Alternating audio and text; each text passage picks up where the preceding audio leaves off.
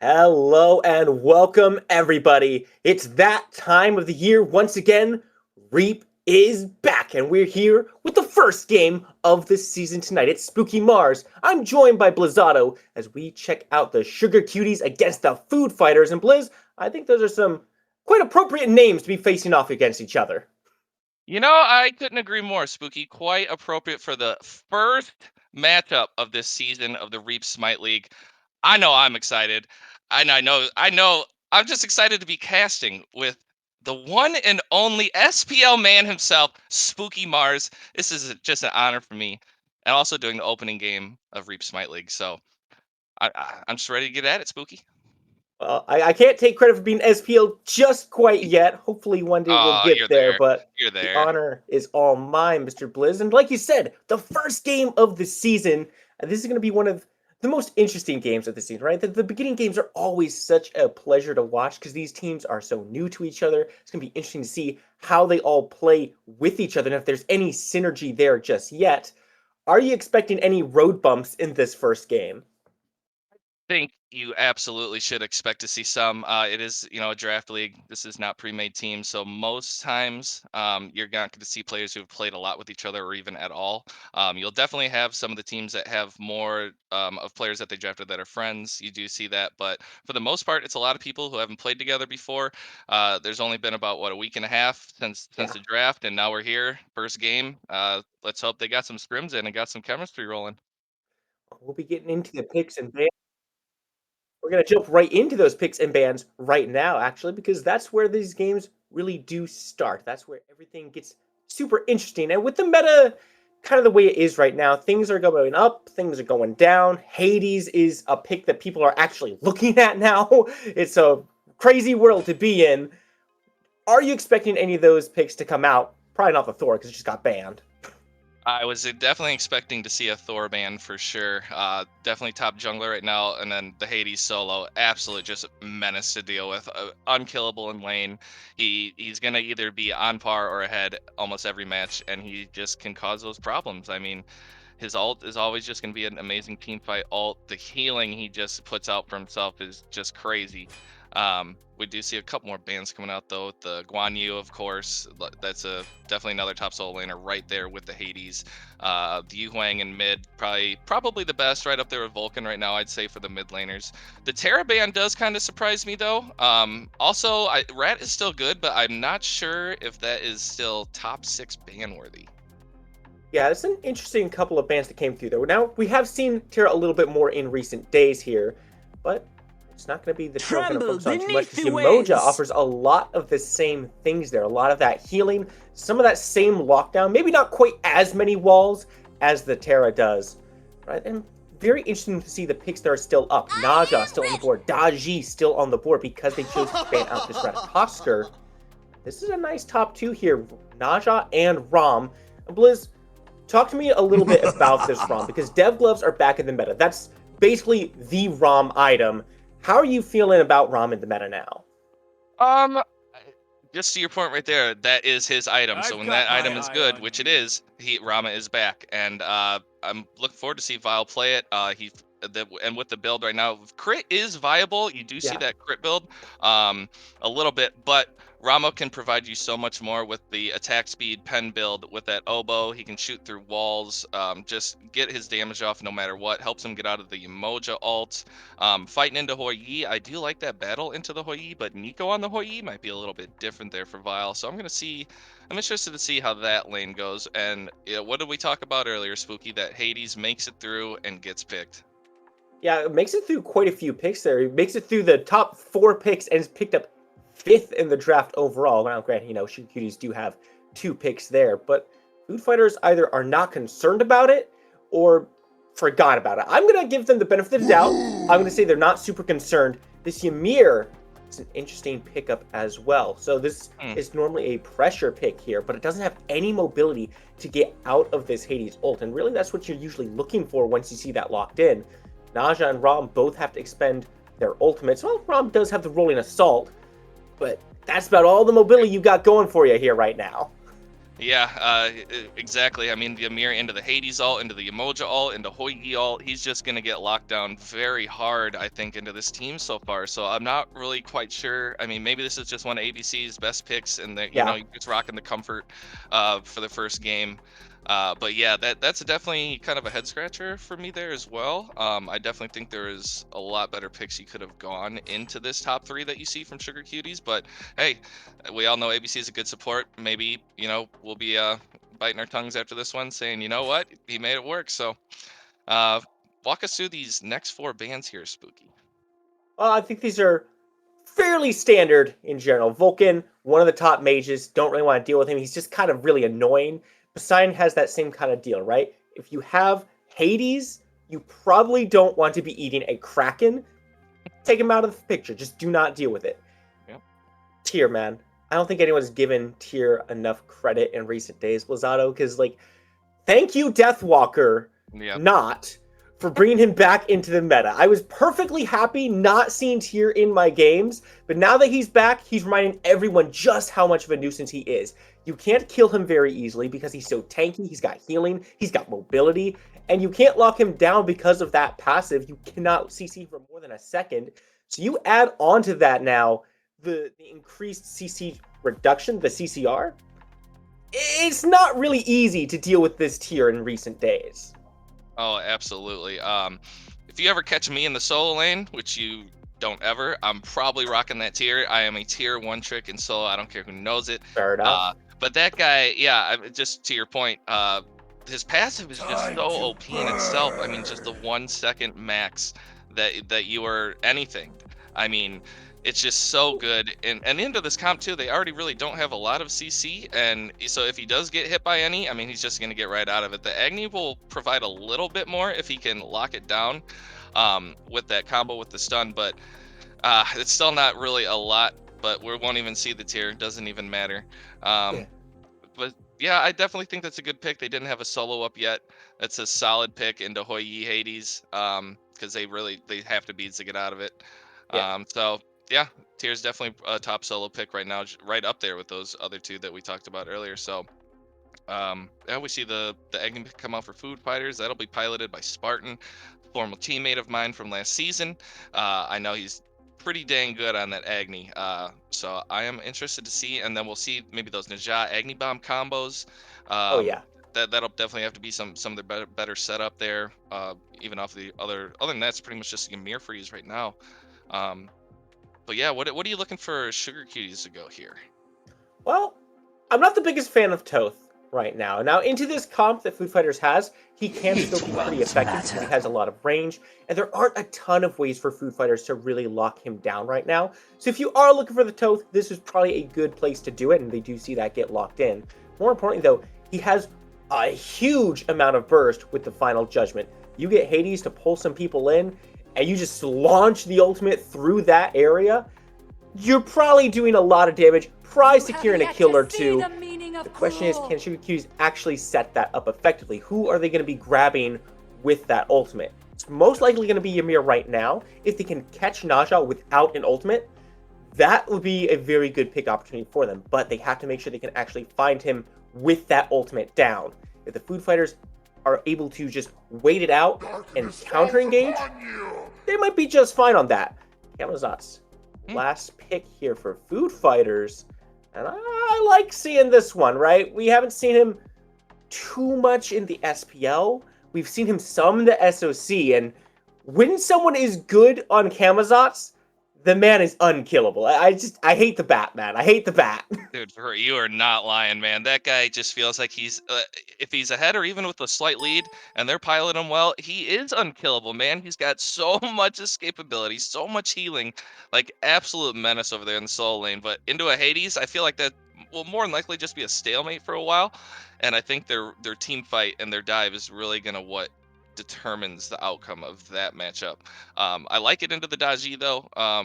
Just alt or her alt, and you're pretty good off Yeah, that. So also semi okay lockdown into the thought. You got the dash, the alt to catch up, so not too bad of a dive there. And then with the Hoi Yi as well, you can still get at him. He has better get over wall jump than you, but uh, if you can get up on him away from a wall, I mean, he's pretty much just, you got him dead to rights there. Unless he hits a nasty triple bounce, but I've never seen anybody hit triple bounces in my life, though, Spooky, so I wouldn't know anything about that. Yeah, no, surely Blazzado's never seen a triple ricochet bounce. I would not expect him to have seen that. My mind, though, it drifts towards this mid lane right now, right? Because Agni into Toth is already a little bit of a tough matchup. Agni is known for having a little bit shorter range than most mages until he hits level 5 and gets the fire bombs online. But you add on to that now, no CC immunity for this Agni, and a Daji in the jungle. I mean, I'm concerned there, right? I have to be thinking that Zexagon is just going to be camping this mid lane on cooldown, trying to find the beads and find a kill onto Spartan. Yeah, absolutely. I think that had to be their game plan with that. Um, Daji, I think, is definitely still top 6 ban worthy in my opinion. Mm-hmm. She hasn't taken any direct nerfs. She's just still a menace out there in the jungle, and a great pick into the Agni there. I definitely think that had to be their plan going into this camp. Spartan in mid, he's not going to have beads up all the time. You know, you get him one time, you're back in 90 seconds. Do it again. Um, so, Spooky, it's on you. And, there are some other ways to pull the beads from this comp too, right? If you catch this Agni with the Hades ult, that's probably going to be forcing beads unless he has the Flame Dash available. If you catch him with the Toth's root, that can force the beads out. Ho Yi can force beads out. If you throw a Riptide in front of his face, that can force the beads out. There's so many ways to put Spartan in an awkward position in this game right now, but we'll have to see exactly how they do that in game. Before we get to that, we'll go to a short break. We'll be right back. Welcome back. I hope you guys are ready for the game to get underway. I know I am. Once again, it's still Spooky. It's still Blazzato here to bring you through this game. Liz, we had some time to talk about these drafts here a little bit. Now that we're getting into the game proper, I think we can take a look at the builds here and start analyzing a little bit deeper. Because in my mind, it immediately goes right over to these solo laners. Both of them going for the Tainted Breastplate. And notably, Smexy on this Hades is going to book start, not the tier 2 Talon that we typically see. How do you feel about that? Well, I like we said earlier, the healing on Hades is like his big thing, and not going that early is a little strange to me. But I'm not a solo laner nor a Hades player, so I mean, what do I really know? Um, but yeah, to your point there, that I'm really surprised to see that, honestly. Yeah, it's very unusual, so probably going to be seeing a Book of Toth start coming out from this Hades. Do you think that maybe indicates that he'll be going a double stacking build? Because we've certainly seen Book of Toth into the Warlock staff before. Yeah, absolutely. I actually think I did see that on Hades earlier today. The double stack build, then maybe into that Bancroft's Talon. Maybe that's the new tech that we are just learning about right here in game one. Um, a little bit of a, ooh, did he get that seal? No, he did not. But that's definitely a strategy that I am not liking in this new meta. Not a huge fan of the invade metas. Just, let's be gentlemen, or ladies, and get our buffs respectively, meet in lane, and then we'll get it from there. No, absolutely not. We have to be full on aggressive from second one. There is no time for respect on the conquest map. You must conquer your enemies. That includes their buffs, right? So, unfortunately for Let Play, he's not able to get that buff this early on. Wolf was able to secure that for himself, which means they won't be losing out on too much XP, but it does mean that Nico is not going to get that camp. It should give Vile an opportunity to get slightly ahead, but not too much. You can see they're both level 2 right now, so not a whole lot has gone their way so far. But in the Halo, Smexa being aggressed on over here in the long lane, or the solo lane, I should say. But Hexagon able to make that rotation. Nothing just yet. No, not quite. Just didn't have the damage to finish off the Hades yet, even without the healing so far. But Pain on the Kama there is going to be able to heal right back up quickly with that too. And they're going back in. Will they draw first blood here? Not looking like too much damage is coming out. Oh, but they're still at it. The Kama's really low on hit, but will not find the damage. Gets that 2 off for healing, but looks like... He steps back up. I'm not sure what he was thinking on that one, but it is going to cost him his life. Food Fighters Now with the first blood, might be looking for another one here. End of days is here. No one for Zexagon to go to with a trickster spirit. The sash is good, but there's no follow-up just yet. Can Pain get it? No! There is no way Ooh. Zexagon should have gotten out of that one. Oh, just didn't have the cooldowns up. Might have been a little bit low on mana over there as well for days. He hit the sash, but just not enough damage to come out. But I do think they will secure a blue buff invade for that at least. That'll take a little bit more XP away from Zexagon, who is making his Fire Giant debut. He came up from the SDL last year. So interested to see how him versus Days go in that jungle as well. They gave him the old fire giant welcome. We've seen that type of welcome a few times over the seasons where STL player, they're now a rookie in this new division, and some of the veterans decide to put a little extra pressure on him, see how they adapt to it. Lexon able to handle it fairly well so far. But losing that blue buff, I think, is going to be pretty important for Smexa on this Hades, because on these Guardians, or mages, I'm sorry, this Hades now is, on these mage solos, the blue buff is very important because that's all your wave clear. You have to use the abilities in order to find anything. Without that sustain there, it gets a lot easier for Pain to start finding some pressure in that lane. Yeah, for sure. The Hades with no blue buff has no mana pots either. He's gonna be going through his abilities about 3 times. He's out again already. I mean, you see up there, he's already almost out of mana again, wearing no blue buff. So Pain should definitely be able to take advantage of that. Maybe build a little bit of a lead here. He might even pick up the solo kill here. And minions are aggressing on Smexa just a little bit, and Pain is looking for it. I don't think he'll get the full kill, but Smexa dangerously low. Can't step back Ooh. up. Don't make the same mistake twice, my friend. He is still alive, but Pain now level 5. May look for a dive. Be aware. Smexa does decide to start the recall, as he should. Ooh. Sonic Screech not going to connect. He should be able to get his way on out of this one. Yeah, he should just stay, do what you're doing. Stay back behind there. Just take, you know, you got to take your loss there. Still get that XP, but you save your life. Looks like Dex is trying to come over to kill this Kama, but Oh, not whoa, even big rotation coming out here, though. Guardian Wolf has nowhere to go. Moonstrike does connect onto 2, but now Nico's by himself. Finds the jump to safety. Now 2 kills go the way of Food Fighters. They're looking pretty good right now with about 1,000 gold lead. Yeah, up about 1,200 right now, 2-0. Oh, Almost took a hang steal on. there. That's... Ooh. Oh, okay. No follow-up. All right, that's unlucky for him. Uh-oh. About to have a solo kill here in mid. No, Spartan gets away with about 50 health there, it looks like, if that. Both really low. Jungles are just, you know, overdoing other things in solo lane, and both of the mids actually walk. You don't really see that too often. Mids just getting down that low versus each other without the jungler showing up. So maybe they were just going at it because they knew the junglers were in other areas and they could just do it themselves. Yeah, just trying to feel each other out, see who had more pressure on that one. And frankly, it was a pretty close one. Those health bars were not very high on either side. But Unknown Mage does have the range advantage in this, so Spartan definitely going to have to be very careful. If he doesn't find the 100-0, he's probably losing the trade. Luckily, you know, Agni can definitely 100-0 most squishies in the game. We'll have to see how that goes on as the game continues. Daze has been very aggressive in this game so far. I mean, we've seen him on the right side, we've seen him on the left side, now we see him in the mid lane.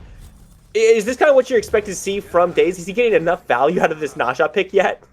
Yeah, I'd say so. 2-0 so far. He's making plays happen in all lanes.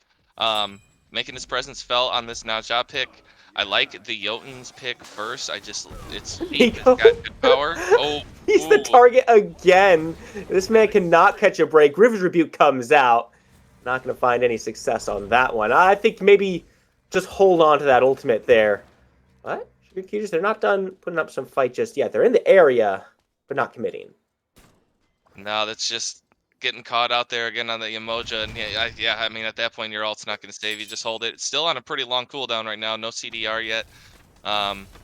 So that's going to be about like another 110 seconds before you even get the chance to provide some setup for your team to combine with maybe a Hades rotation or something, or, you know, I also like it to cover up like a potential Thoth ult. You just don't see where it's coming from. Oh, Oh, a nice bounce there from the that was Vile such an dive right into accident. it. Oh, it absolutely was. But you see the Daji coming in here on the gank. Oh, Immediately gets the beads. I'm not sure what the bees are doing there, but now the Astral Barrage is looking for some damage. He's not going to be able to get his way out of this one. Whirling Assault does get him some Oh! Oh, distance, but it's not enough. The Sunbreaker comes down, and unfortunately, Vile goes down. Maybe should have saved the beads there, but tried to pre-beats some CC and just did not work out.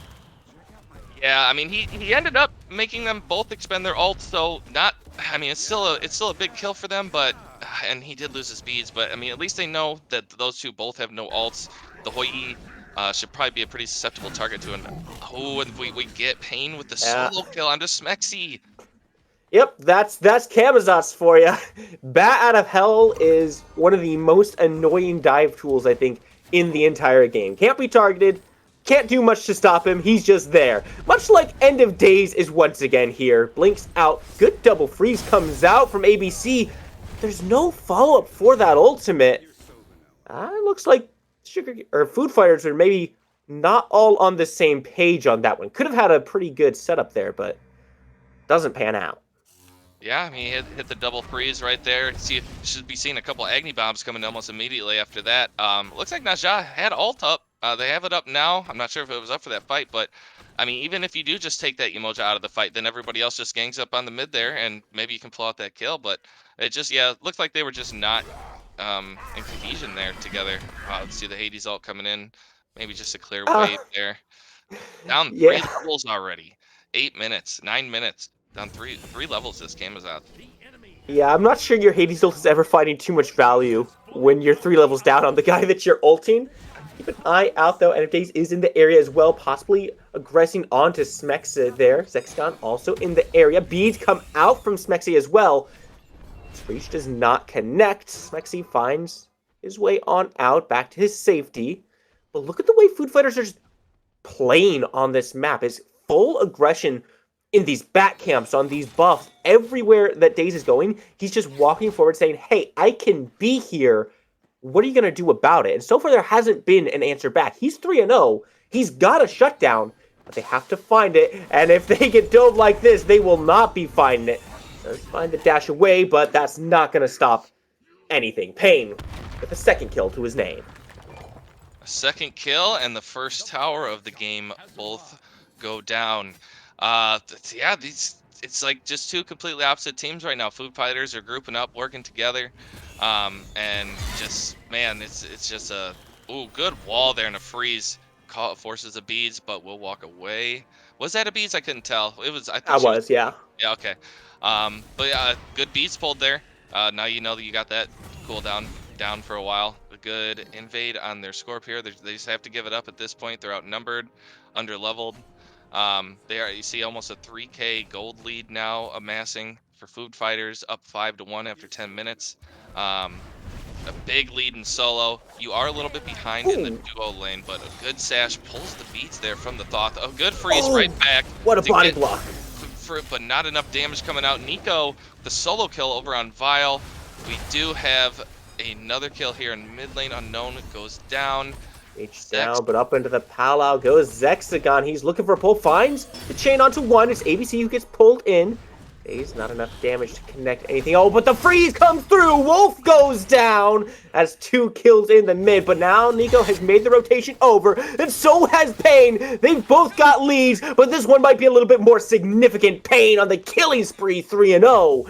Fully stacked Transcendent says hello. Pain making that huge rotation at 11 minutes, already level 12. Comes in, absolutely deletes Zexagon for that kill. And they are looking good, up 8-2, almost a 4K gold lead now, almost 3,200. They're grouping up. They're making these plays, making the big rotation. You see the Hades over there just trying to just catch up in some farm right now. But yeah, they're looking good. Food Fighters are playing together. They have to be making these calls for that rotation because that was just on point rotation right there. We see Sugar Cuties trying to pull this Pyromancer though. Very good decision from them. It doesn't look like Food Fighters have wards up around it, so this should be a free objective. That's a good start in denting that gold deficit that's built up. It's not going to completely remove it. It takes about 300 gold off of there, but it's a start to everything. And you mentioned the rotations, and I got to really hand it to both Nico and Payne for making those rotations. If Nico is the only one to rotate, things probably don't go super well for food fighters. Payne making the rotation as well really cleans things up. Guardian, he just can't be there. Well, you do pull the ult out from End of Days. Perhaps not necessary, but and that is one ult expended, confirms the kill. This should open up the Gold Fury for the Food Fighters now. 3 members strong here. The Sugar Cuties, they are aware of the potential for this. 4 members of Food Fighters now in the area. Spartan trying to get in as well. Nico is here, drops the Sunbreaker, and immediately, wait, they get the objective? Sugar Cuties have stolen away! They didn't drop the Gold Fury! Up into the sky goes Vile, but Let Play is the one who gets the kill onto that one. Man, that could have gone a lot better for Food Fighters. Look at the dip in that gold lead. Yeah, that's pretty significant there. Good blink. Goodbye, Days with another kill onto Unknown. This Thought is just getting picked off by these Neja plucks right now, man. God, Days going off 5-0-5. 10 out of 11 kills affected, been all over the map, looking like an absolute menace out here as well with this Camazotz just over here being a bully to Hades here, getting run down the lane, There's gets 3 slowed, people here. but he's running into a trap maybe, but not on a level 12 camo. Ooh, jumps right over that, still has ultimate.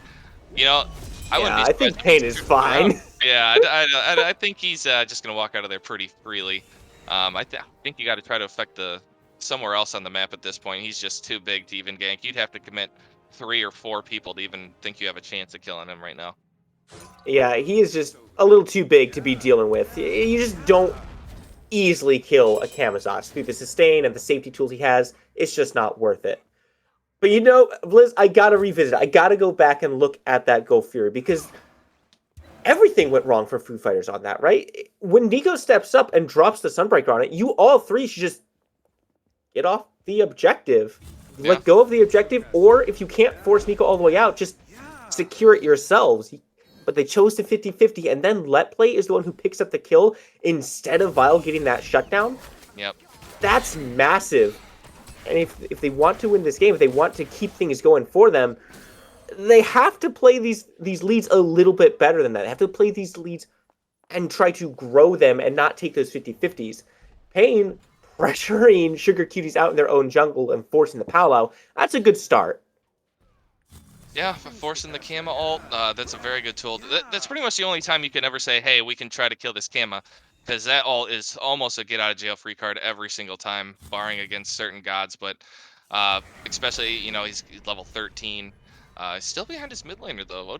Spartan's been farming. That's my guy there. But 302, pretty huge right now. I mean, top damage right, Days following right behind. See Nico pushed up over here pretty far. Looks like a rotation is coming in, but he does seem to spot it. See if he can still make it out in time. He does only have that jump for getaway. There goes his bounce too. This might not be good for Nico. Does he have Stun is good. Beads come out. Days is in the area as well. Up into the sky. Astral Barrage connects 1, connects 2, connects 3 shots. And up into the sky goes Nico. But he's not going to see Vile up there. He's going to come crashing down and meet in the grave. Wolf Soul in the area as well. Use the River's Rebuke. Why are they backing up? They've got backup coming. It's just the Yamoja by himself. Good wall comes in. Better freeze. And Wolf Soul is now down as well. That's the full duo lane. Dead for the Sugar Cuties. Most likely tier 1 going down as well. Yeah, were you as confused on that as I was? It looked like they had a 5v1 going against Emoji, and they're all just like, oh, what do we do right now? I don't know, that was pretty weird to me. I think, you got to know your whole squad's right there, and all that's standing in front of you is, what, a level 10 Yamoja? So, yeah, but like we said, alluded to earlier, just the newness and freshness of the teams, probably not all being on the same page yet with calls and whatnot. So that's a little bit of, what you see on hand, but a good rotation over there. They get the tier 1. I think they should have pushed for more. I mean, they killed the entire duo lane. They got the tier 1. They had a wave with them. I think you push for that tier 2, and then at 17 minutes, you already have a path to a Phoenix. And then I think you got to put your eyes on an early fire giant. At that point, you're up. Oh, they're really not up as much as you think. About Yeah. 3,300 after 17 minutes, and them being up 13-2 in kills. Yeah, I think you just push your lead more right there and try to go for that tier 2. Well, they're going to be trying to push their lead at least in one way. Pyromans are being started up by the Food Fighters. Wolf tries to make a play to secure it away, but unable to do so. So, Food Fighters now have their first objective of the game on the board now. And take a look at that Fury. That Oni is going to be coming up relatively soon as well. So this could give them the opportunity they need to start pushing for these tier 2 towers. But really, I'm just glad to see them actually play towards that left side, right? Because Nico is getting quite ahead. He was starting to build up a significant lead over Vile. We hadn't seen any help really go over that way. And if you're winning on that right side, something has to happen here. Oh my goodness, the damage from that ricochet, but I don't think he's going to be doing any more damage. He lands down. Let Play finds the kill. Wolf Soul once again lost in the middle of 3 members, but Smexit comes in with a big pillar of agony. But whose agony is it as the frozen shards come out? Vile up into the sky, comes down from the sky. The Paolo doesn't even look at him. He's trying to save through it, and he does it! Double kill for the ROM! And he's just on a tear now. He's coming to his own. He's feeling himself. Full deicide right to the Yoni. Big fight. They all stay alive. The healing coming out from those dead gloves on that buff. Vile is at about, what, 70 HP with 2 people standing right in front of him, and he just astral arrows right through him for that double kill and making it look easy. Vile, we talked about it. You come into them team fights, and he's going to put out that damage and make those plays, and he's got the 2 crit items online. Full death gloves. He's working into that Deathbringer now, and they're making their way over. I would have had my eyes on this earlier. Yeah, let's take down that FG. That was a huge fight. They're up almost 7K now. 20 minutes into the game. That's a little bit more like it for an 18-2 lead. Well, this one is a little bit of an ambitious call here. All members of Cuties are alive. Those Oni minions, they're not pushing too far down those lanes just yet. If they want this Fire Giant, they could definitely make a play for it. They've got to let their Oni minions do their job. Let those step up and put some pressure onto the Sugar Cuties. Right now, it's just a dance around the fire. Food Fighters, they're looking for a pick. Yeah, I mean, they should see that they have to go take care of that Treb and Oni wave in mid, or that's just going to absolutely burn down your towers, and they send the Thoth over there to do that. They should see the Thoth and Yamocha showing up in mid, but they're just going for the Skort. I mean, I think you got to make a play as soon as you see that in mid. As soon as you see that they're not grouped up and you guys still are grouped up, you kind of got to take advantage of that, especially when you're already floating around the FG. But they might Nico. Yeah, steps up a little bit too far. Does take half damage, has to jump out, but they're still not hitting the go button on this. Pain's getting a little deep here, but they spot him out. Yeah, nobody's in there with Pain. He's just in there doing his thing. Everybody else is hesitant to get in there. They're kind of just walking around. Oh, there's Smexit trying to make something happen. The Pillar of Agony comes up, and the Sunbreaker rains down, but is not finding any success over there. Vile with the shots puts him down. That is 2 dead for the Sugar Cuties now. Smexit and Unknown Mage no longer a part of this fight. That should be the button for Food Fighters to start looking at this fire. They are a little bit low, not the healthiest boys in this fight right now. And instead, it's going to be Zexagon. They're looking at Pain, might get shut down, but no, Vile with the Rampage finds the crits. That's what you built it for. And still, somehow, this fight is going on. Nico, not dead yet, still no beads. Food Fighters, they decide to call this one off, reset, and relook at the fire.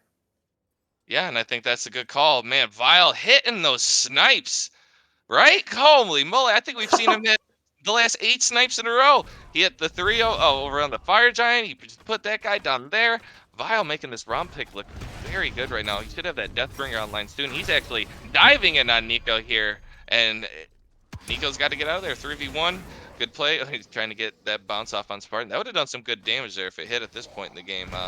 Spartan already a little bit low, but pushing that wave in, maybe try to get a quick tier 1 here for a little bit more gold, but I don't think Pain really knows what he's up against here. He's down 3 levels of this to Nico, and he's getting absolutely melted.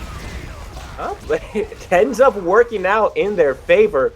Both the ult and Aegis forced out from Nico there just by Let Play showing up. And now that is the signal for Foo Fighters to drift back to this Fire Giant.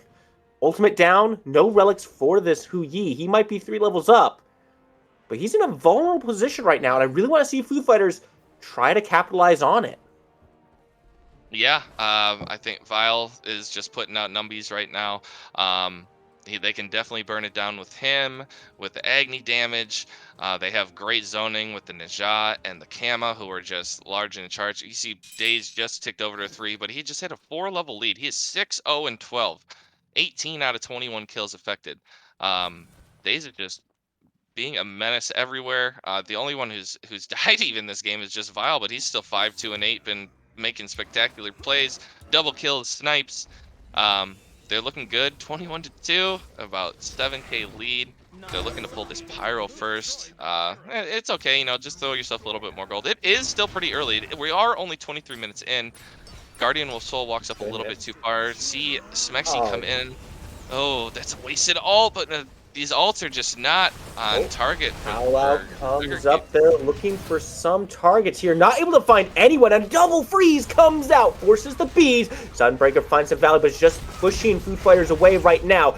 You're still walking forward, looking for a little bit more, but their health bars are starting to get a little bit lower. Let Play gets taken out instantly. Naiko finds the first one, but the Agni bombs are here. Spartan is having none of it. Double kill now for Nico as he goes on forward. It's the shutdown that they're looking for, but End of Days is still unstoppable as Pain is trying to find his way on out. Doubles rolling across both sides here. Spartan is not having any of this make it a triple. He wants the quadra, but that Toth is quite a ways away. I think those should be able to make it out of here. Maybe even turn it if he plays it right. He probably knows Days has no ult right now.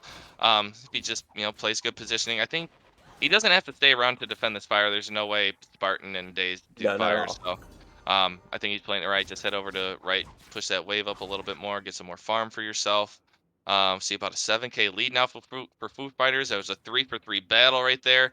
Nico putting out the damage, Spartan putting out the damage. Man, that was a really close fight for how far ahead Food Fighters are.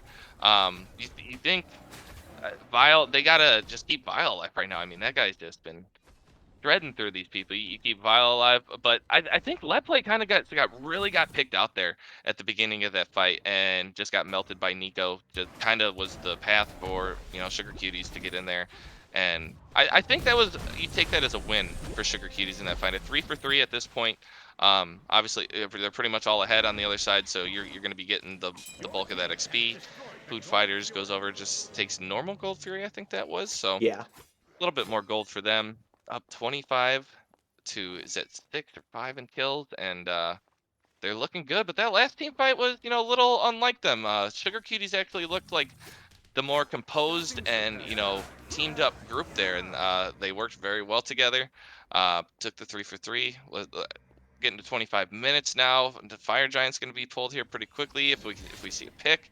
The two solos are just battling it out a little bit, saying, hey, what's up? They're both level 17 here. Pain at one point had a 4-level lead, and now they're even. That's a little shocking to me. Yeah, Pain hasn't been doing a whole lot of farming in recent times. Been mostly just trying to pressure out Sugar Cuties a little bit. And honestly, Foo Fighters want to take these fights. They have to make sure they kill Nico. That's the biggest threat that Sugar Cuties has against them right now, because he's so far up on so many members of Foo Fighters right now. But if Days just commits to killing him over and over, that's what they want to do. But Wolf Soul is the first target. Oh, double kill make it, because Smex is also gone down. Vile in the skies, putting the shots down. Not going to find too much value. But with 2 dead, I don't think you really needed to find too much value with that ultimate. He's still looking to come forward, and it's a stun out from Days. Sunbreaker comes through onto Days there, but it's not going to take the Najah down. Foo Fighters should still be able to confirm. Oh, Final Judgment tried. It was on the mark, but it's too little too late. Days gets in there, puts so much work in, and Unknown Mage should be the next one to fall as he's locked down, trapped with the Food Fighters. Play walking forward, it's a tier 2 down, but Pain, he wants a little bit more. He wants to find Nico, and he does find Nico under the Phoenix. It's a back under the bird, and he gets to walk on out. Yep, 5 strong. They got 2 down already. This should be a It's just pretty an end? free No, Phoenix. I don't know if they it's end not an end. here. They can't. There's too No, many there's towers. no. I mean, unless they Oh, get a couple more Smexa? kills here. Smexa does go in with the Pillar of Agony, Ooh! but he finds Oh! nothing. Spartan puts him down. Zexagon gets dropped, and Wolf Solo is the last defender here. The Riptide should be good enough to get him out of danger. But like we said, Blizz, there's just too many towers standing right now for this to be an end call. They can take these remaining towers out. There shouldn't be any defense there. And man, it just feels like Sugar Cuties are playing too aggressively for the deficit that they're in, right? It happened in that last fight where they had a really good start. They were able to force Food Fighters back, but then they went too far in. They found let play and turned into a 3 for 3. No value. And it happens here again with Wolf Soul being way too far forward at the start, Smex being way too far forward, and it's just a pattern at this point. Yeah, especially in that situation, you have to fight in your Phoenix. You cannot be fighting outside of your Phoenix. You have to use that guy as your sixth man to help in the situation, just being down in almost every role besides Necro, just being up still. Even though, I mean, it's not like Vile's playing bad. I mean, 3 and 15. I mean, it's 31-5 right now at 28 minutes. You think this game would be over by now at 14K. But yeah, that one fight really, I think, kind of derailed that from happening, just going that splitting that 3 for 3. But man, I don't know. I think they should just keep pushing, man. You're up fucking 15K, and you got Fire Giant. I think you kind of just, keep imposing your will. I mean, you have 9-0 and 18 jungle, 8-0 and 6 mid. I mean, just putting out the damage. They're playing well. ABC is, hey, what did we say earlier about that, Ymir? That it wasn't going to be too good in this comp. Well, I think we can take that back at this point. Just been hitting those multiple double freezes, triple freezes, huge walls, making that Ymir look good. Yeah, Spexa has not been able to have much impact, and that was the big pick that could have made this Ymir really suffer with the Pillar of Agony and the fears. But he's so far behind right now. 0 and 8, just finished his 5th item there, and that's not counting the starter, right? That's not counting the starter item. So originally it's only the 4th item he's finished. Sugar Cuties are in a really tough spot right now at this deficit. Nico is trying to find some value in these fights, but so far this front line has been stepping a little bit too far forward, and he might be too far forward again, barely off the mark on that 3rd shot from Vile. But that does put Smexit back in the fountain. Blue Fighters, they're grouped up with this Fire Giant. They got minions on the way. It looks like they should be able to take out this 3rd bird here, put the Titan down to the least amount of possible health it can have. They are grouping up right underneath that Nico ult, putting out a lot of damage here. And up into the sky, but Zexagon finds one, and it's Vile Artist. No ADC for the Food Fighters this time. Let Play gets caught out by himself, but a triple stun comes out from Spartan for the peel. What a play there. Daze has to burn the blink to get away from Smexa as well. It's a full retreat for the Food Fighters right now. What an ultimate comes out from Nico. Yeah, that was a huge ult from Nico there. I think all 5 of them there, just pumping out the damage, and that really led to just Vile getting taken out there, and then that's their push from now. But you see minions pouring in that left side of Treb, not far behind it. This could be a Winion diff right here. Oh, they do get back in time to clear him, but they do still have 2 Phoenixes down. That right Phoenix is about to come back up, so they got to get over there and clear that wave with Fire Giant not far behind it. I'd say maybe about, 30 seconds left on that timer before it's up at this point. 32 seconds. So 32 seconds. Sound pretty close. So Vile will be back up for this fight, and I think they can get this right Phoenix back up, push that. They've got left decently pushed. I think maybe you tell them to get one more wave, then head over to Fire. Uh-oh. Oni Fury might make things a little bit more difficult for that defense, though, Blizz. Oni Fire minions on that left side, furthest away from the Fire Giant. That's going to be critical for this upcoming dance here. But the question is, Blizz, right? Can the Food Fighters adequately use the pressure they get from those? Because we've seen them struggle a little bit to utilize the pressure from their fighter minions, their Oni waves before. They got to change that now. I agree. I think you kind of just got to sit there and let them come to you. You're still ahead. in most areas. Let the fight come to you. Let that wave push. Doesn't it look beautiful marching down the lane there, Spooky, on our screens? So bright and bold. Those guys are coming with some serious ass kicking power. Look at those guys. Look how intimidating they look. They're literally on fire and they don't care. But we see them group up around the fire giant, and this brawl should commence soon. You do see that first wave of fire giant minions almost over to that left phoenix, and that Oni fire wave not far behind it. So you see the ping there, so they they know well enough about it Yeah. too. So who are they going to send over there? That's the question. They have to send somebody, or that's just going to be the game. It's probably got to be Zexagon. You can't really send your mage over, even though they have some of the best wave clear. You can't allow them to. But the fire mages are now on the Titan, and no one has backed just yet. If Food Fighters, they don't even have to take fire. They can just walk forward at Sugar Cuties and stop their backs at this point. And now that Smexa has gone back to the base, and he does have some good clear potential there, that should be the signal for Food Fighters. They do start up the Fire Giant for themselves. Days playing the zone duty, trying to force Nico away, and they do. To drop the Fire Giant just to clear out that ward, but hello, what's going on here? They might find a way up. No, EFG goes down. Sugar Cuties are not able to confirm that one, and Mage is down as well. No Toth. Vile raining shots down from the heavens, and now the Food Fighters, they want to take a little bit more. Pain leading the charge. It's Nico who's the main target. Shell is forced, Aegis is forced, but Nico is still at half HP, and Vile gets his revenge, puts him down. He's an artist with the bow, make it a double, and Zexagon is the only one left in this fight. So low, Spartan looking for him, not able to find the fire bomb, but does he even need it? I would argue no. Just march down with your team, and that should be the end of the game. That it should be. That's a fire giant enhanced, by the way, with 3 dead. Still 18 plus seconds on all 3 of them. This should just be an easy end call here. Oh my god, absolutely just melt. Oh, Mechty much there. damage comes And out. ooh, That damn. is game number 1, going the way of Food Fighters, folks. Blizz, I'm hesitant to call it a close game. It was a long game. It was 34 minutes on the dot. Final scoreboard, though, 6-35 is how that looks.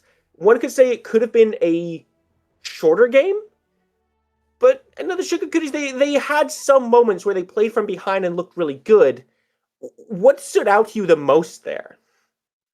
Honestly, what stood out to me the most in that game was end of days, 11-0 and 19. That's fair, yeah. Just so active in that early game, getting almost all the lanes ahead, had mid ahead, had solo ahead, just making impact plays all over, invading 32K, buffs. wow.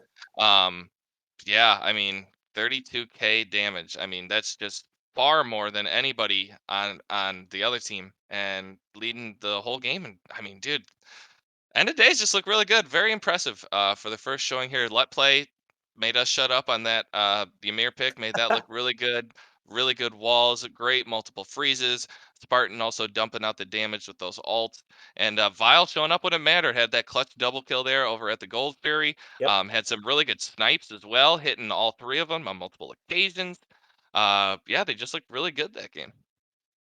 Now, the question is, can you do it again? You put up a dominant Game 1 performance, but there were some issues around the objectives. You weren't able to clear those up quite as cleanly as I'm sure Food Fighters would have liked. Question is, can they make those adjustments in game number 2? Stick around and find out with us. Get your snacks, get your drinks, because we'll be right back after this break. And it's game 2 time, baby. We are back again with Sugar Cuties against the Food Fighter. Still Spooky, still Blizz over there.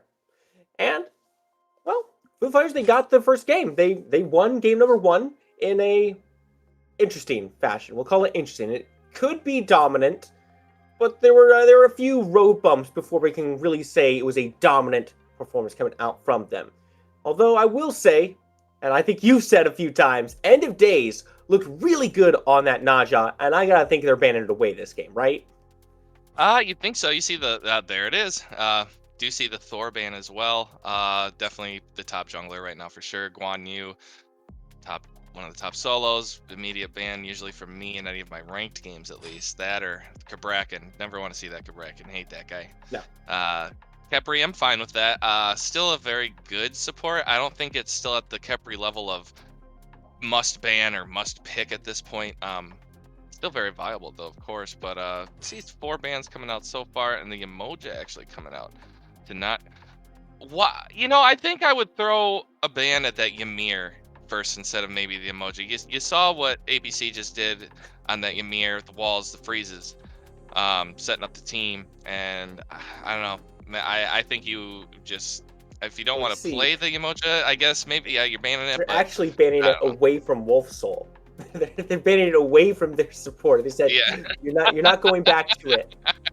But gonna in try all something else. seriousness, I mean, if someone can execute on the Emir and the Emoja, most times you'll probably get rid of the Emoja first and let them go back to the Emir because it should be an easier pick to punish if you just adjust the playstyle a little bit. And after game one, I think we can both agree there do need to be some adjustments in the game plan. But where does that start? Where was the big problem for Sugar Cuties where they fell so far behind so quickly? We talked about a little bit. We think that it was just getting caught Time out to in early in these fights. burn. The Mojo would always be up too far. Hades would be up too far, just getting poked out quick and just immediately out of the fight, and then you've lost all your dive. And where do you go from there?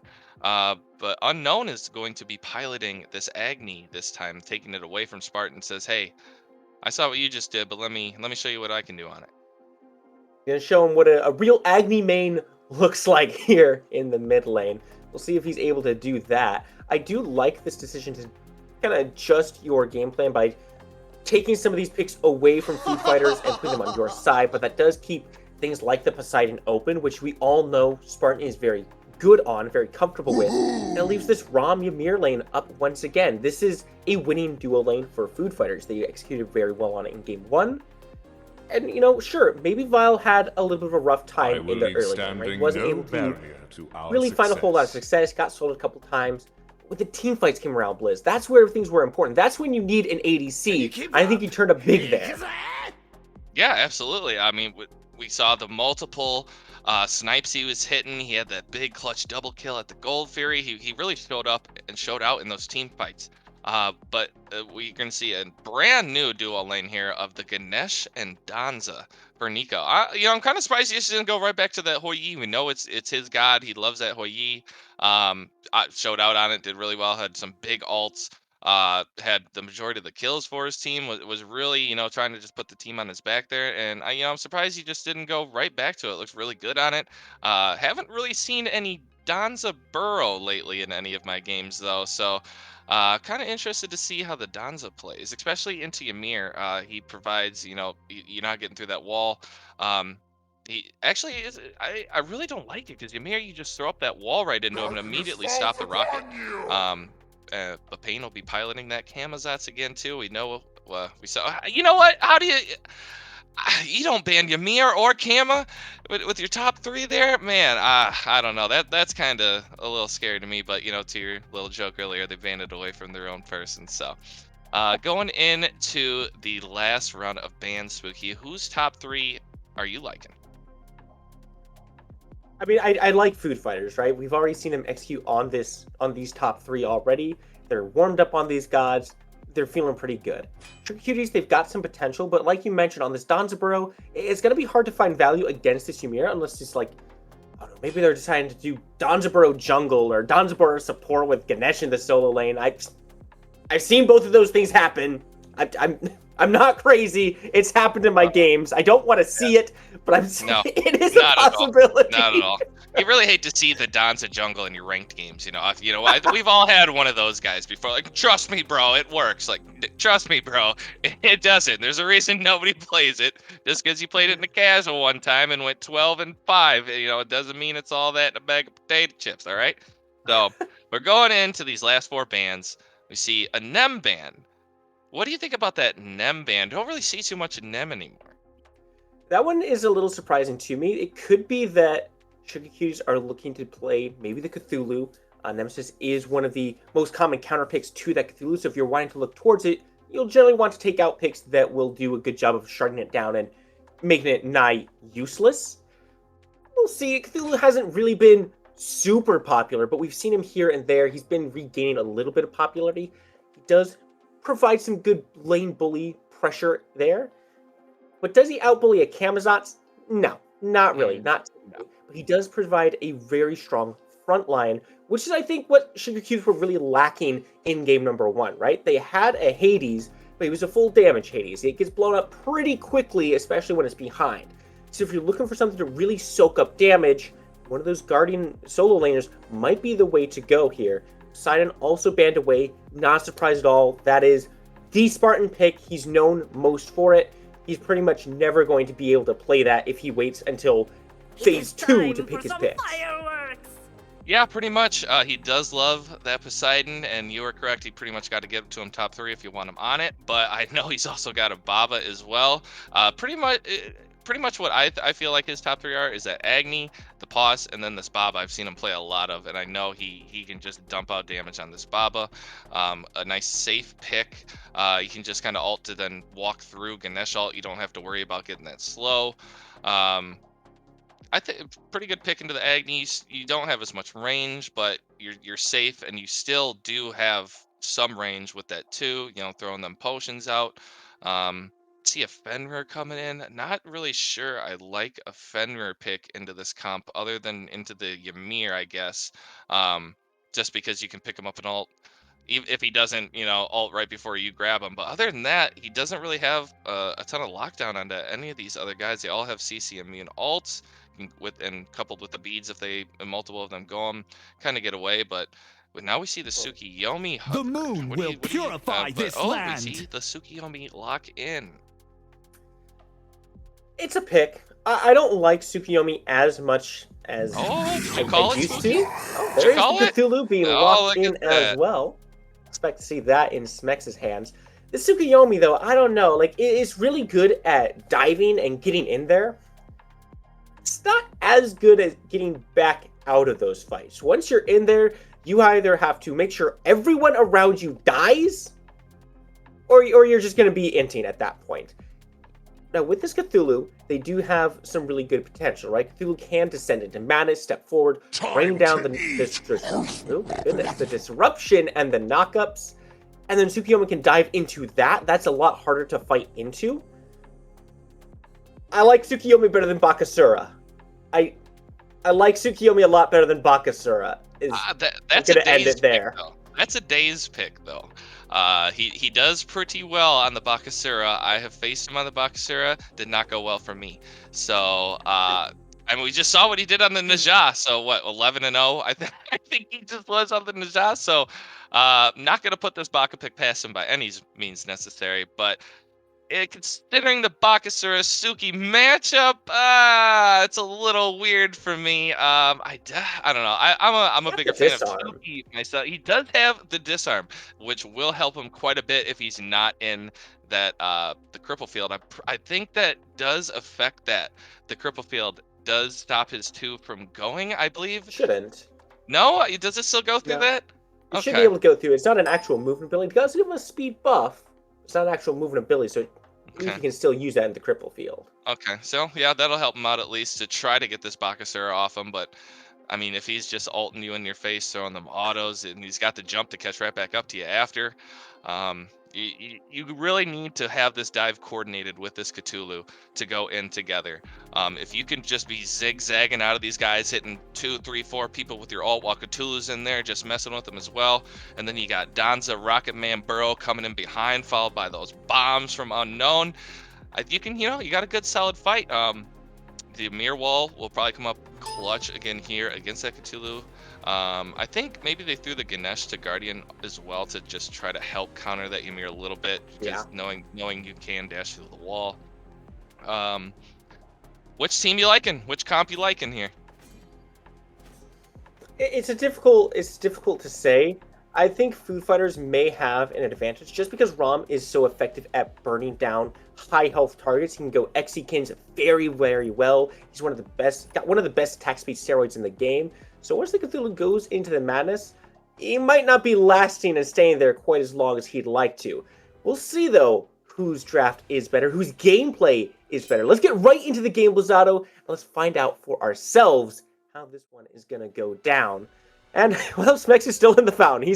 He hasn't left yet. Want to hang out for a little bit, you know? He's still got plenty of time to get over there. Maybe a little bit unsure of what he wanted to go for a starter. You know, maybe he had to go to the bathroom before.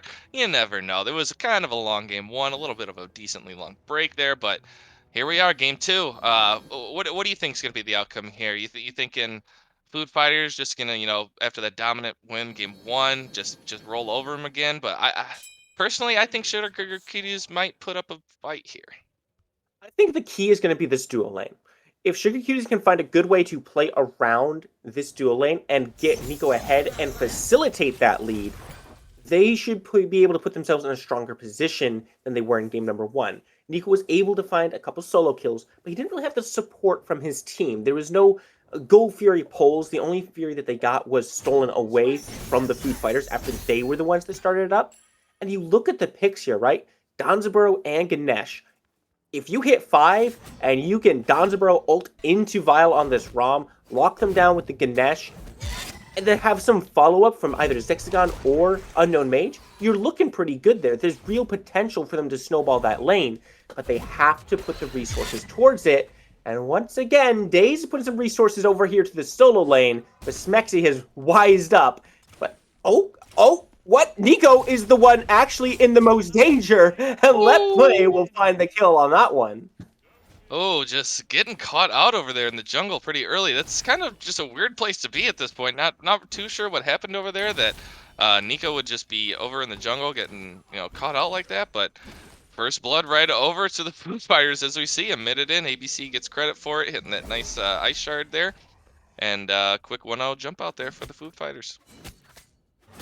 Not exactly how you want to see things start off if you're the Sugar Cuties, especially if they are looking for the early game duo pressure and dominance that we were just talking about. Losing your ADC that early on, it's not going to really contribute to having pressure, especially around this Indra Scepter that's now such an important part of the game. It is huge over there in dual lane early. If you can get that scepter, you just immediately have lane pressure, and it doesn't even matter really. I mean, that thing is just really OP early, just because it is hitting multiple minions good. Silencer coming out to stop that freeze, but it comes right back with a double. They run right into each other.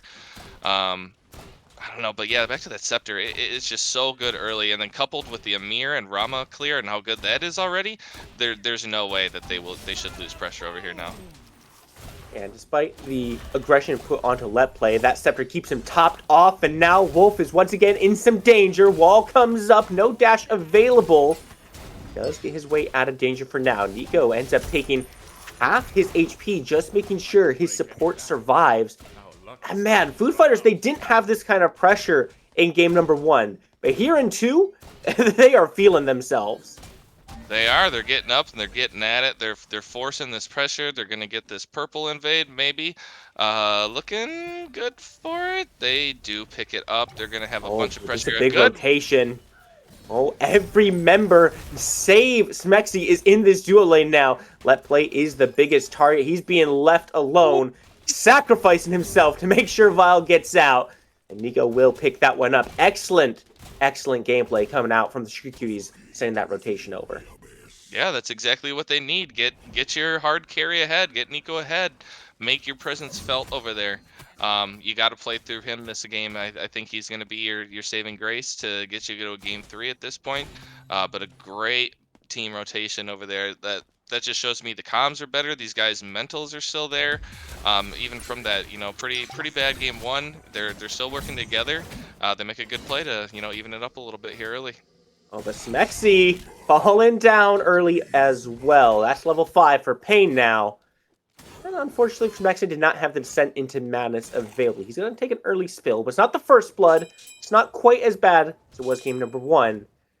He should be able to make a comeback from this, but take a look over here at the dual lane. Let Play looking for something here. Finds the freeze. Cripple comes through. Nico, no mana, but he does find the jug. Up into the sky, looking for the shots. One. It connects. Where's the second? Not gonna land. Third one goes wide, but Nico has nowhere to go right now. The wall comes up, And Nico should be dead to rights as that freeze connects as well. But who will get the last shot? It looks like it might be Let's Play. Oh. He does go ahead and hand that over to Vile. Ooh, Vile Artist. Missing a couple shots there, but it picks it up in the end. They pick Nico off there. They're putting that pressure on to Nico there, keeping him down. But your side lane is getting ahead now. He's up 5-4. Still no ultimate for Nico's going to go back to lane without it still. Won't lose too much farm though. Looks like he'll catch most of that wave that's still there. So, but Vile is up now, 6-4. He should be back in for a full dev gauntlets here. There it Gonna is. start stacking those. Yep, and looking good for that Food Fighters dual lane early this game. It's Vile with the lead over Nico at this point, and Payne just being an absolute menace over here on this Cthulhu and not letting him farm whatsoever, which, you know, is what you got to do as an ahead Camazotz. Yeah, I think this is really critical that these side lanes do have pressure in this game because of this Daze pick, who is now getting active. Good Firebomb does cut off the aggression, but this Bakasur is really a pick who wants to farm up and get some power online before he starts looking to make too many ganks. Pre-5, you're probably not going to see him doing too much. So just having Food Fighters able to hold their own and find their own leads without the presence of Daze, who is such a factor in game number 1, is really, really key for them, I think. And as this game goes on, Food Fighters, they're already 2,000 gold up, maybe 1,500. Either way, we're only 6 minutes in, Blizz. That's a little bit scary. Yeah, they're taking off early again. Let's see. Like you said, once Daze actually starts getting active here, that might just start ballooning. Even more than it already is so far. 1,500, 6 minutes. I mean, it's not a lot, but I mean, it's starting to grow. You can't just let it keep going up like that. They might actually get to pick off Daze here. Nope, he's just gonna walk right out of there. The pocket is pretty safe still early. Nobody's really gonna be able to blow him up. Just hop right over a wall. But we might see Nico falling again here. Oh, he's trying to channel the... Oh, he does get into it the second. Wow. Bro, I am mauling if I am Wow. Vile. That shot was on the mark. It was. Nico's able to get his way on out, but how far can he go? Not far enough, because Spartan is here. What a wall comes out from Let Play. Wolf Soul, all on his own, will not be looked at this time. Nico gonna have to be the gray screen for a little bit. Yeah, they get another kill onto Nico over here. He's died 3 times already in 7 minutes. They are really doing a good job of just making sure he cannot get online and get active. But Guardian will get picked off here, just absolutely burned down. Let Play picks up another kill, 2-1 and 2 already for the Ymir. 20 stacks into those Thebes gauntlets, and they're making a move over towards what are they looking for? They're looking for Zexagon right now, but he's gonna be clear on out of there. I think they might have been thinking this game was a little bit further in than it actually is. Maybe looking for a Pyromancer, but that's not on just yet here. But then again, you don't need the Pyromancer as your first objective anymore, right? Now that these Fury nerfs have come through, it's a lot easier to kill that big objective. You can start looking at that around the 8 to 10 minute mark. Yeah, absolutely. If you can get 3 people over there, one of them being your ADC, you can pretty easily take down that Gold Fury. And even if you don't want to look for that, you can also look for those, the giant Scorpion baits too. Those are actually pretty decent XP for whoever gets them, and also gold for your entire team. So they're basically mini Gold Furies that each person has that keeps spawning. So the Vile and Nico kind of getting into it a little bit over here. Vile does have that 1 level lead. He's got 24 stacks on his gauntlet. And that D1 bow there. Taking a little damage. Dived in on Nico. Is he going to hit the right one? Can he find the right one? Nah, he was not able to identify correctly there. Unfortunate for him. But I'm glad you mentioned that, because I think the way that the math works out on the Scorpions is that 4 greater Scorpions is about equal to a single Gold Fury.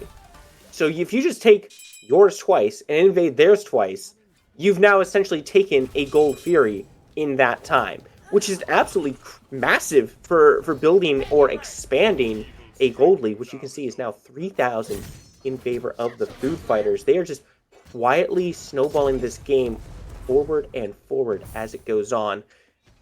And an unrelated note, here's a piece of trivia for you. A fun fact about Cthulhu specifically. His name is actually supposed to be pronounced Chulu. Chulu. Really? But no one says it that way. Because that's a stupid way of saying it. I And agree. nobody likes that. So that's your Cthulhu trivia. And Spooky Mars, more like spooky knowledge over here because he's dropping it on you. So for all of you people that didn't know out there, it's Chulu. So I expect everyone to now say it that way. Don't say it that way, please. I hate it so much. I won't say it that way. Pretty terrible, I will not lie. You know what, I'm almost kind of upset you told me that. You're welcome. Also upset is Zexagon because everyone is in his back camps right now, and Smexy might be feeling a little bit more upset because he's been walled off, nowhere to go. He should be falling down left in the middle of 3, but End goes too far deep. Unknown picks him up. I don't even know what Daze is doing back there.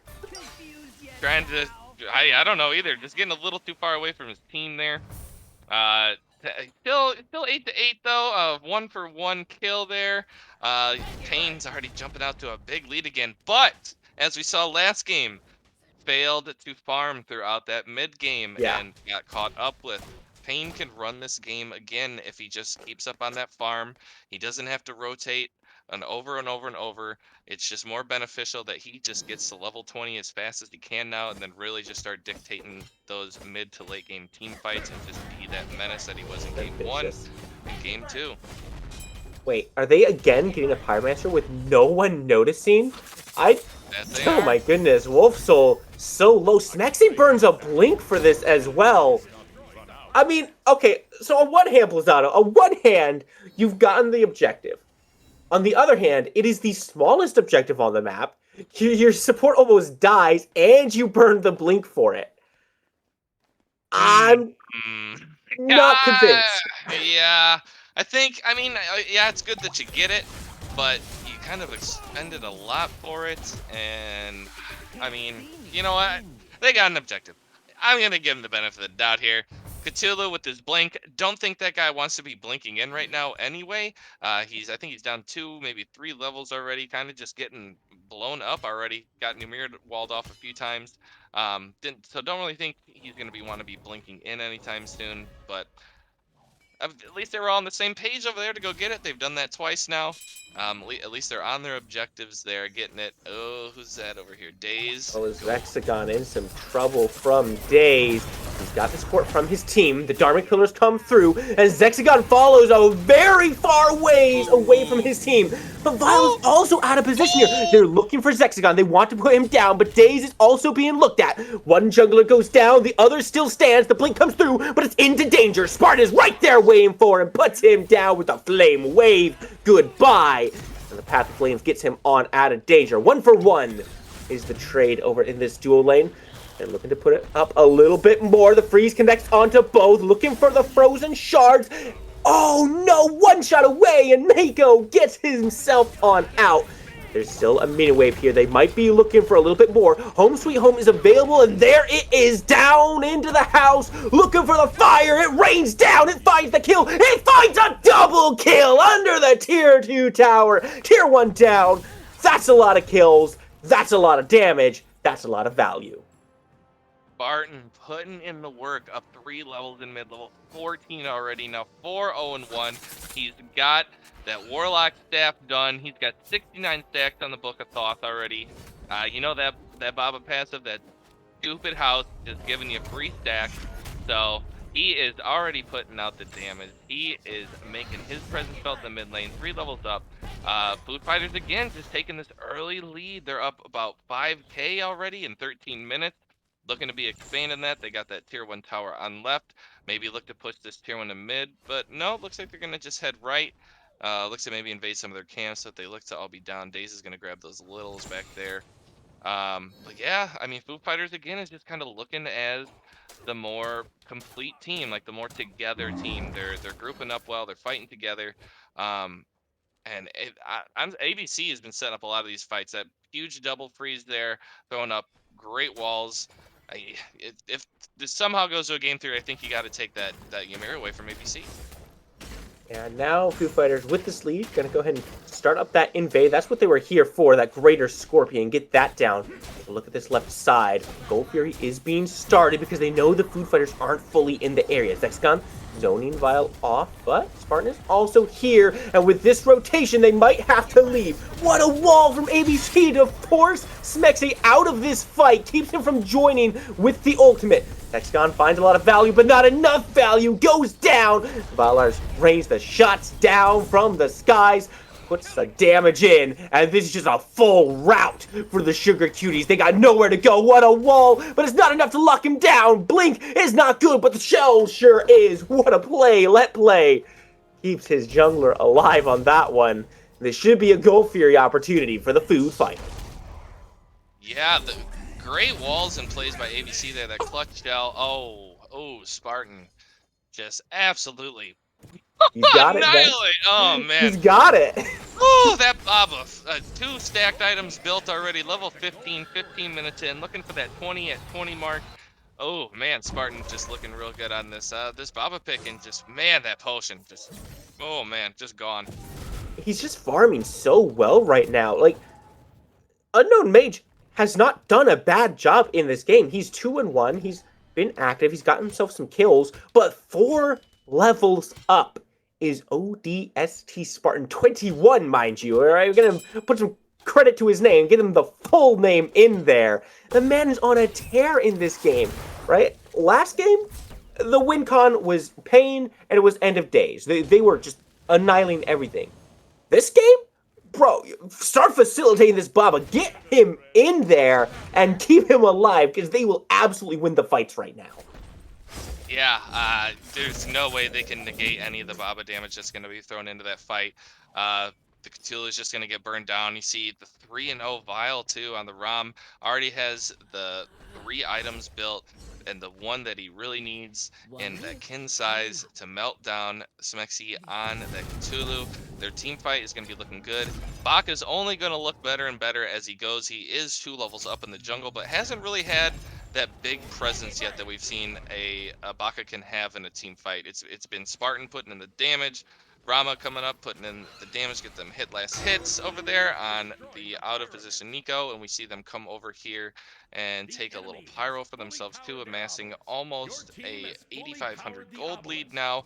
Very early, could easily reach 10k at this 20-minute mark, and I think they probably start looking for that early Fire Giant around the 19 to 20-minute mark. They're ahead in a lot of places, mainly in mid, and they're 4 levels ahead again for Pain and Solo too. I mean, just putting on a clinic on this cam over there. They take down a mid tier 1 to keep enhancing this almost 9k gold lead now, and they're just getting these objectives. All tier 1s are down. You think they start to push for these tier 2s, or do you think that maybe they do eye an early Fire Giant attempt?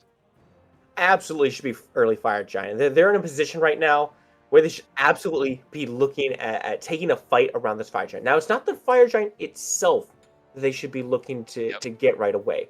They just need to get members over there and force Sugar Cuties to either step forward and die in that fight or give them the Fire Giant. They will take either one, but if they can force the fight first and then go to the Fire Giant, that's what they're really looking for. That's where they'll really get their opportunity to burn that down. A full 5-on-5, yes, it does still favor food fighters, but a Fire Giant fight 5-on-5 can be close to a 5-on-6 if you start the Fire Giant before you take that team on. So they have to make sure they're doing things correctly, playing it not necessarily slowly, but intelligently. Make sure they don't take any unnecessary risks and just continue facilitating their lead. Yeah, absolutely. I mean, just because you go for that Fire Giant does not mean you're there for that Fire Giant. The old bait and switch on them. As soon as they show up, it's W key at them. I definitely think that could be a possibility for them. 4 levels up in solo, 3 levels up in jungle, 3 levels up in mid, a level up in support, even in ADC. But Viles definitely still has the advantage over there. Has the Oh 3 yeah. full items built. 3-0-2, looking really good over there. The Food Fighters again are just looking like that team. Their win con this game is mid and ADC. Last game it was solo jungle. It looks like they can have win cons from anywhere. ABC's just been staying balling, hitting them clutch Ymir walls, big freezes. Um, It looks to me though like they might be showing their hands a little bit with the Cam and Ymir picks back to back. Maybe other teams will take note of that and have to start throwing some respect bans their way because they are just performing very well on those guys. Even Vile on that Rama. I mean, he looking pretty good.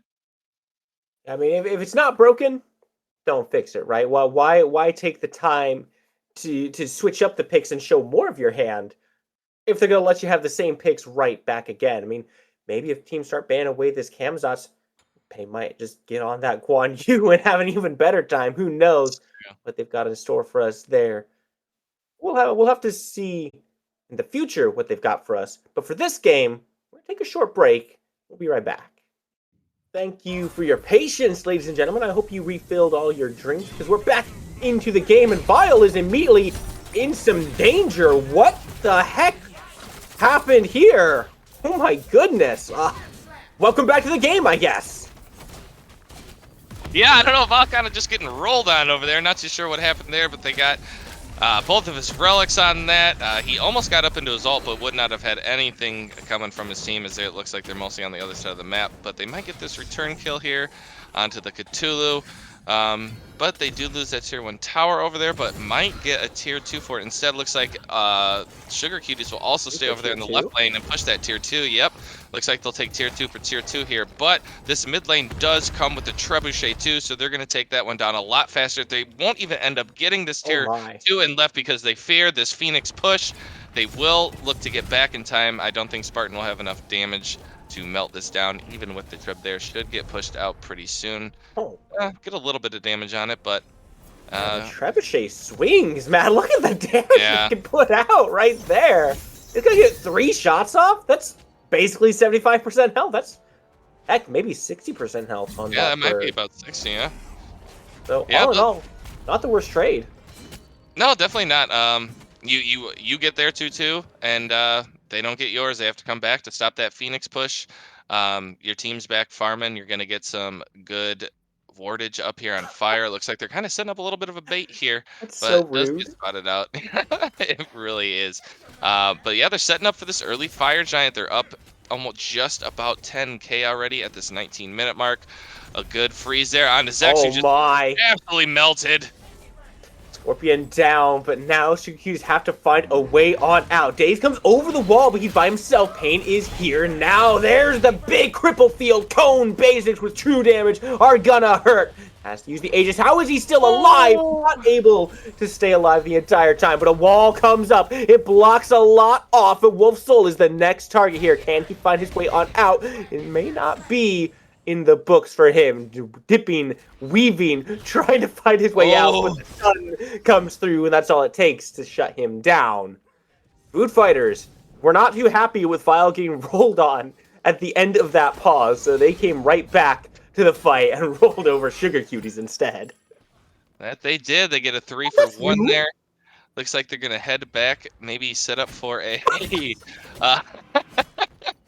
That's so heart-wrenching. Man, it really is, man. I hate playing against Bakas just for that reason, man. It's just, it's so annoying. You walk ABC? up. ABC might be going down here. He does. Smexy is able to stop the fire giant pole by himself. Pain is behind. They're looking for a little bit more. They're looking to put some damage out.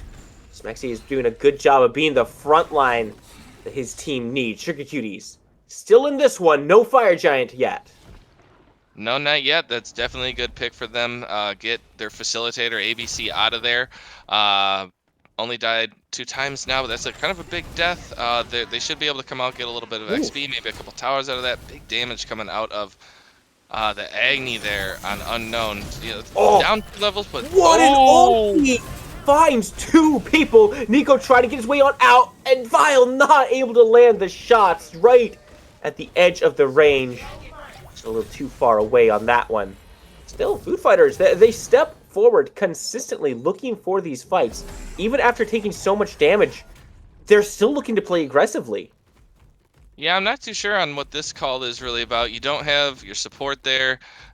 Your 2 divers are half health or lower. They are going to look for this pyro. They should be able to melt it pretty quick, but there is a lot of Sugar Cuties in the area still. So they will fall back for the Scorp here. Just pick that up real quick. ABC has rejoined the fight here, so kind of just pushes them off that. But they do head right back over this Pyro, as I think they should. I mean, you still do have that 10K lead. If they step up, you just fight. Yeah, unfortunately, not enough members there to confirm that fight for them. And I think it's wise to step back with Mage in the area. If that Agni just drops bombs on that Pyromancer as you're pulling it, not only is he probably stealing it, but you're probably taking a good chunk of damage as well. So definitely wait until your team is a little bit more grouped up, until you at least have a secure tool in the zoner. Indeed, Blue Fighters, they're looking to play on this left side a lot. You can tell they want this Fire Giant. This is where they want to be playing at. They haven't found the opportunity to start it just yet. What does that opportunity look like to you? A pick. But Guardian and Smexy have been doing a good job this game of not like stepping up super far and getting just picked off before that fight happens. They're kind of just losing the team fights this time, but they did switch that up a little bit. They're doing better of just not getting too far out. But I mean, Pain has a 5-level lead in solo. I mean, that is just Yeah. absolutely massive. Like that's actually insane to have it to be up 5 levels right now at this point and only have a level 14 Chulu. I did that for you, Spooky. I do not like it. I did not like it. I hated myself for saying it, honestly. I can't lie. I hesitated there for a second, but they do pull the Fire Giant here, and they're going through it pretty quickly, about half health so far. But ABC's got to be careful, too. Kind of took a lot of damage last time to the Fire Giant and then got killed right at the end. Oh, so much damage being put out by Daze and Pain, though. Can they secure this FG? No! The Sugar Cuties have stolen it away! That's all they need. They just need to wrap this fight up now. Daze goes down. Vile stepping forward, trying to put Smexy in the dirt, and he does. But can he join the fight back? Can he help his team?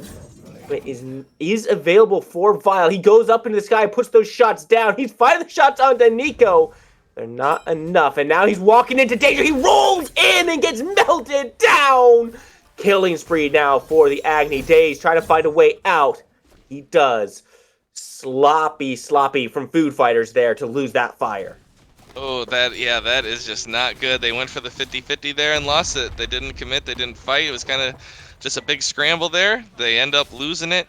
They lose multiple people along with it. I'm not too sure what Vile was trying to go Rambo there and do. But that's a big gold swing right there. 3,500 swing right back over. Take it down to only 6,600 now instead of a 10K plus.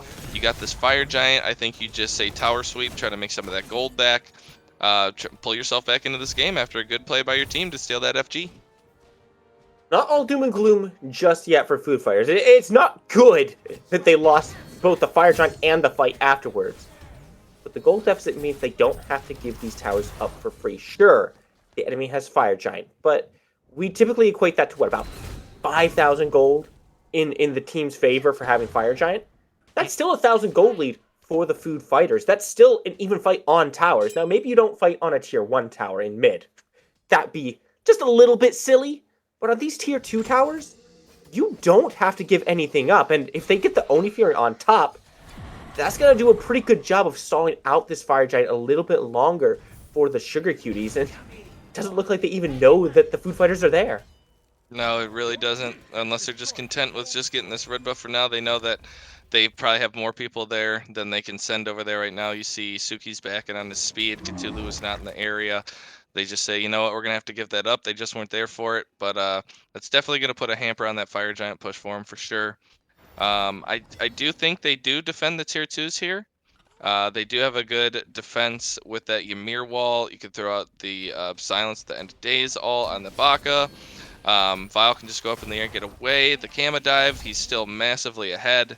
And Spartan's just been pumping out the damage too on that Baba Yaga as well. So I definitely think they can put up a fight at these towers if they are there to fight at them. My goodness, I can't believe they're not here for this one.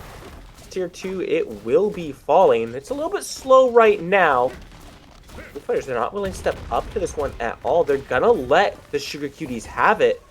I don't like that decision. I don't think that giving Sugar Cuties more free gold is the way to go right now.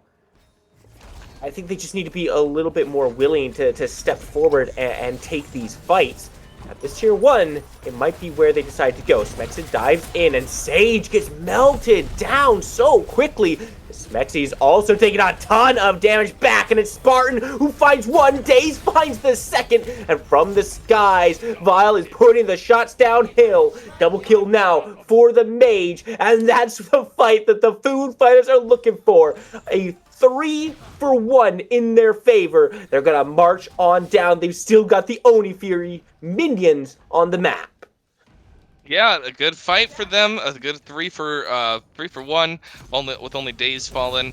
They do still have the backline there, so they have to be careful. They can still put out that damage. Both level 19. You see Unknown 6 and 1 out of Agni, so you know he's putting out the numbers. Nico is going to put out the numbers. Only 1 and 5 right now, but he's still. I mean, stop damage in the game. So, yeah, going into a crit. Very weird build. Usually you don't see that Kins and crit build. Usually you're just throwing in that, slapping in that Kins with a, the attack speed pen build. Crit, I've been seeing that Devos glove, and then the anti-crit or anti-healing crit item. I can't remember what it's called off the top of my head. Shadow Seal. Yes, I've been seeing that more frequently with that ADC crit build. So this is a little bit of a different build for me, but Don's is a little bit of a different ADC character. Yeah. As well, so never know what you're gonna get. They pick up the pyro, the food fighters do. They pick up their Scorp. I think they're just gonna play it for the next fire giant here. They had that. Do you think they could have maybe pushed for a Phoenix or Spooky? I don't think so. They didn't really have minions for it, and they still had the 2 backliners to deal with, so probably a little bit risky to try to go for one of those Phoenixes. It probably wouldn't have panned out in their favor, and even if they did get the bird, they probably would have lost a member or 2, and they would not be in a good spot for this next fire giant. So I like their decision not to give too much up and just play it a little bit more cautiously than that. I want to look at these relics a little bit, because we see 3 shells on the side of Sugar Cuties and a Bracer of Illumination. Or Bracer of Brilliance, I'm sorry. That's not what I see a whole lot. And do you think that this single Ymir warrants 3 shells? I mean, I think we've been seeing a lot of doors put up here that do not open for the pass of these guys. ABC has been making great plays with these walls. You don't have a lot of people that can go through them. You have one, and that's just your Ganesh who dashes through it. So Yeah. I think it can definitely be warranted, but honestly, it looks like only one of them is even upgraded for it at this point. Well, Smexy just burns the blink, getting into 4 members. Vile actually goes up into the sky. He's going to put some shots down range. Does connect all 3, and Smexy is not looking super healthy right now. Blue Fighters are still not committing to anything. If they want the fight, they have to start this Fire Giant up. Sugar Cuties, they're not going to step forward until they see this Fire Giant being pulled. And so right now, Sugar Cuties, they can just kind of play it slow, step back, and the Food Fighters are just wasting time. Yeah, pretty much. Oh.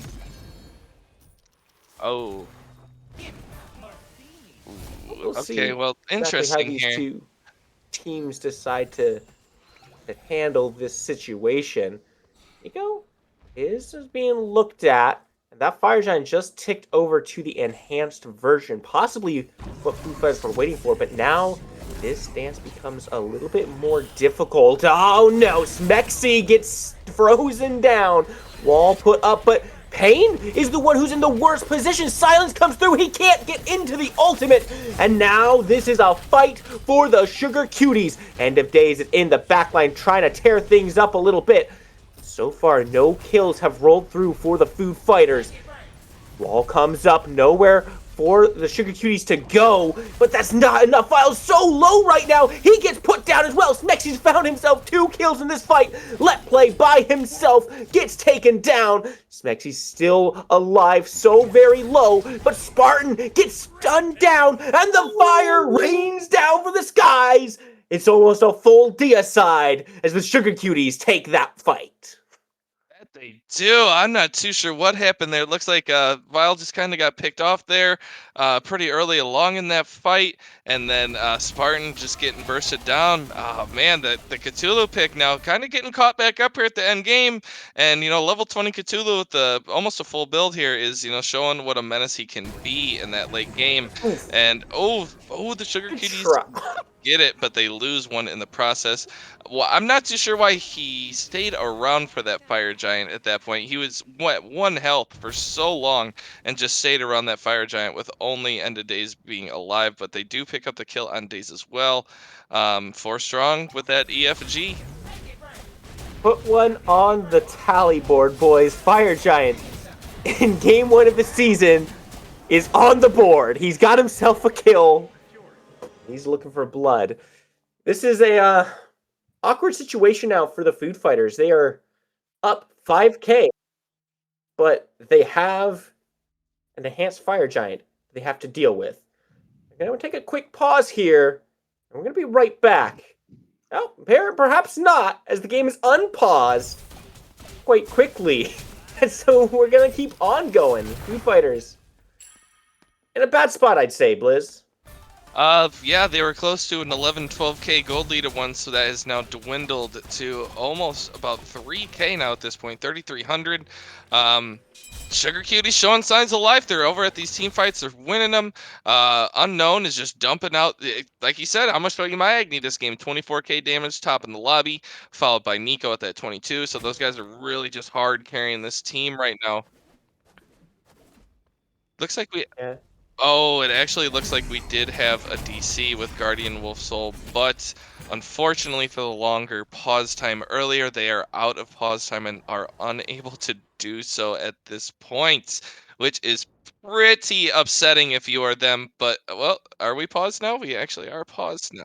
Actually have another pause come through here for another different issue that we will have to resolve in just a little bit here. We're going to take a short break.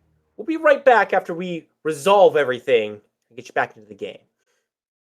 Welcome back, folks. We're back into the game once again. Now, there was a minor, I say minor, but there was a rules hiccup where Bracer of Brilliance and Dance is technically banned on the same team.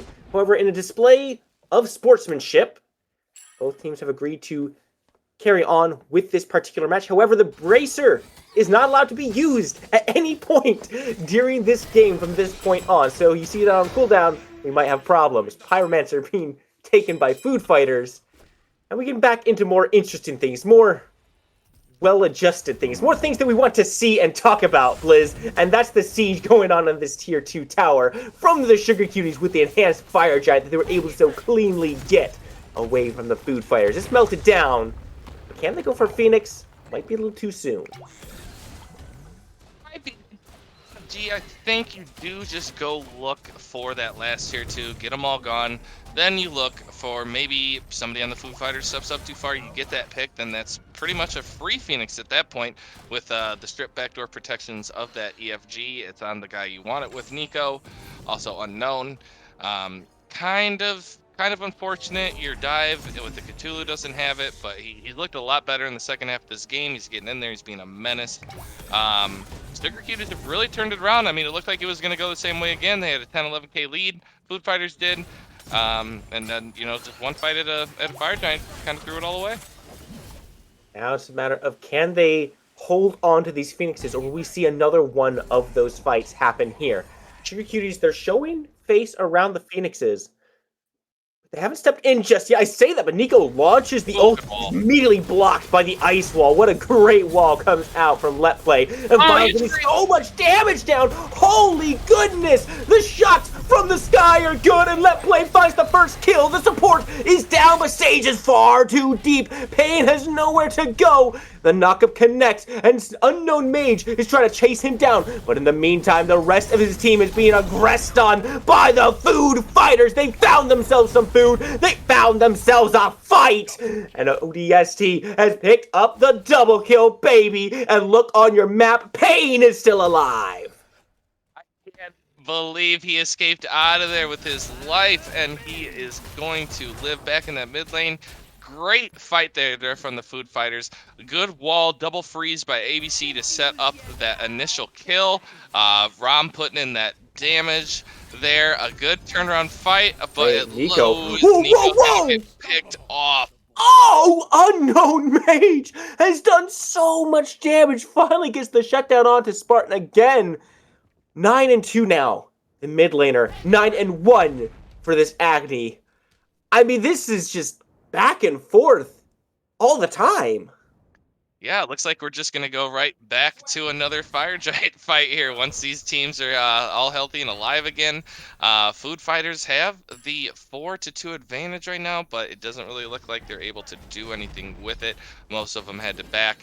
They do still have Nico down for 30 minutes. That Gold Fury is about to spawn, 3 but it looks like minutes, they're wow. making their way over to Fire Giant, which is spawning momentarily here. They should be the first and only ones there as the Sugar Cuties decided to go get the Oracles instead. Fire Giant is now up, and this looks like it might be pretty free for them, except Cthulhu is making his way over there, who will be a menace in its own right.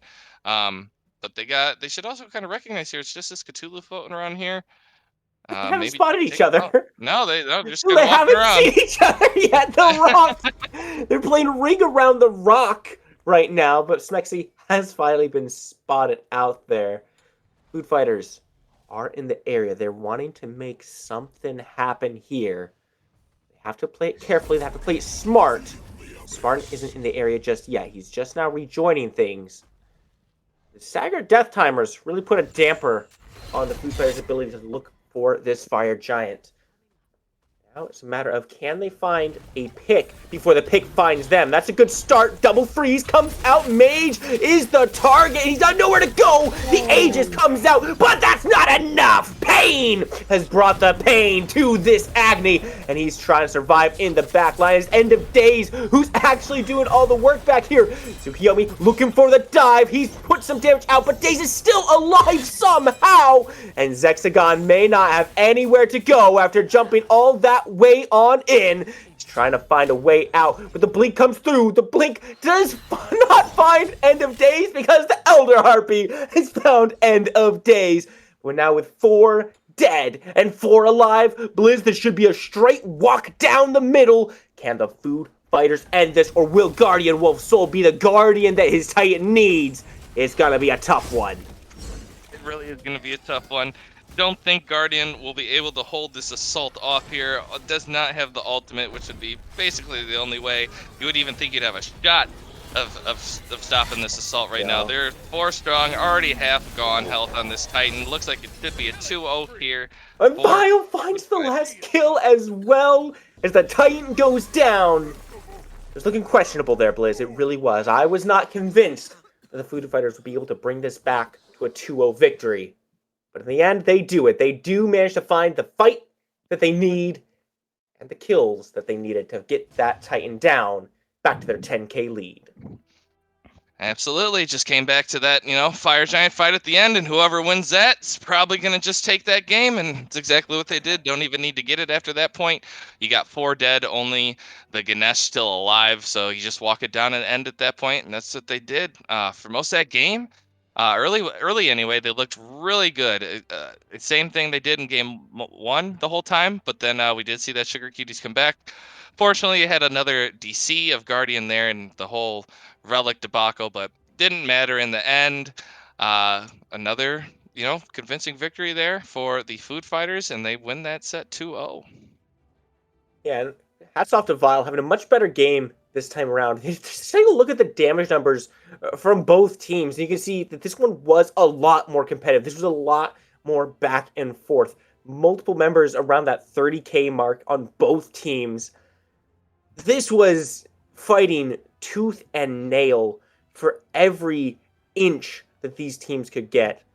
In the end, it was the Food Fighters who just ended up having a little bit more clean team play.